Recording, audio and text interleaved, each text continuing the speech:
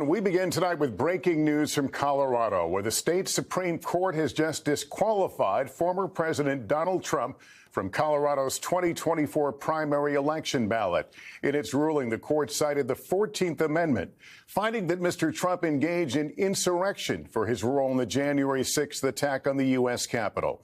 Today's ruling is stayed until January 4th to allow for an appeal, and the legal fight is just beginning. And late word, the Trump campaign is responding tonight. Garrett Haake is following this. He has the latest details for us. Garrett, could this have an impact on the Republican frontrunner?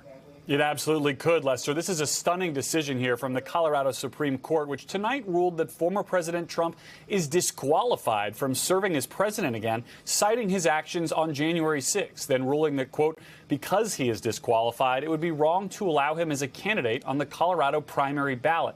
The court here citing the 14th Amendment of the Constitution, which says that no person can serve as an officer of the United States who engaged in insurrection or rebellion against the U.S.